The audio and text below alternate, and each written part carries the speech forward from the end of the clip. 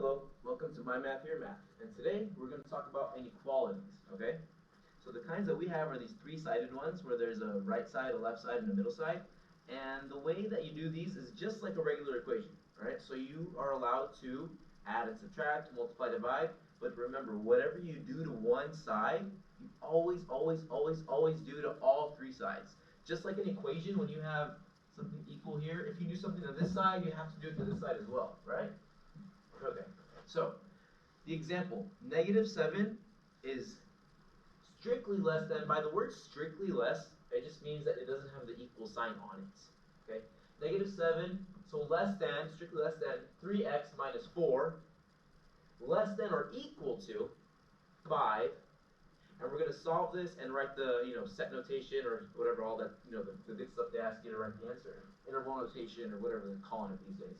So first things first, by the additive inverse, we're going to add a 4 to all three sides. Let's see here.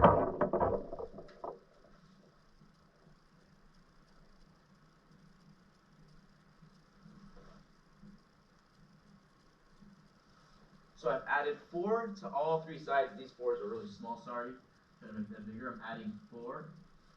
Okay. And then I'm going to get a new equation. So let's see, -4 and 4, they cancel out, so I get that 3x right in the middle. Okay, and then I still have my inequalities. Less than over here stays less than or equal to remains less than or equal to. -7 plus 4 is 3. 5 plus 4 is 9. Now, what is it? Multiplicative inverse. We multiply everything by a 1/3. Which is another way of saying you divide by 3, right? So let's just say we divide by 3.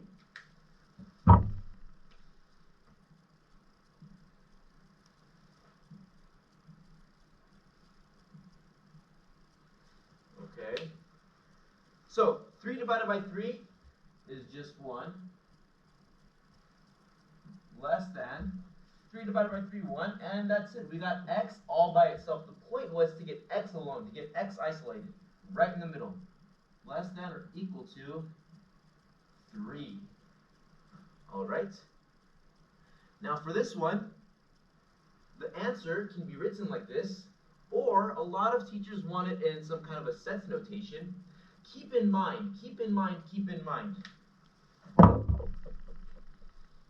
brackets go with or equal to,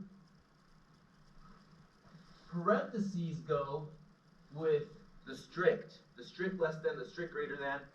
So for the answer for this one, we start from 1 and we go to 3. So I'm going to box the answer here. Answer. The set answer is going to be a parentheses around 1 because we don't have an equal, comma, and x is going to be bigger than 1, and it's going to be all the way up to 3, and we are including 3, so there's a bracket. All right? Now, real quick, I am just going to tweak the problem up, and I'm going to flip these guys around, and we're going to do the same thing.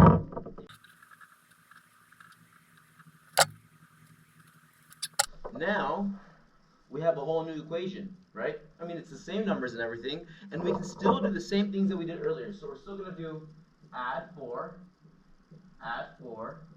and add 4, okay? And now we're going to have, what is that? Same thing again, 3, right? Now this time it's flipped the other way. 3x, 9. And then from earlier, we saw that this became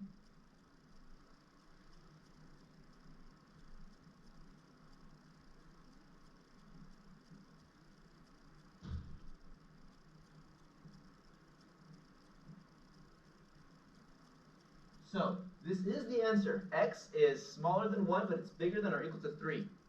However, teachers like that fancy notation, okay? So we're going up and down the number line, right? So up and down the number line, you can do the whole testing points thing. I'm not going to do the testing points thing here for you guys because I'm sure you've heard that already. So we know that x is smaller than 1, so it's all the numbers less than 1. From negative infinity, infinity always gets parentheses, never gets a bracket, no matter what. All the way up to 1, and we're not including 1, and then you put a nice little u. U just means also.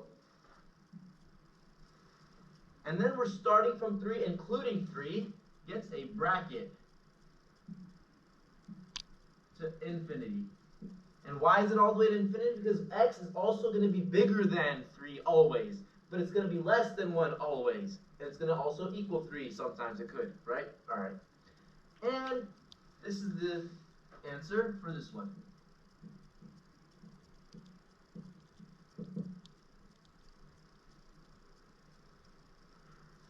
And that's all for today.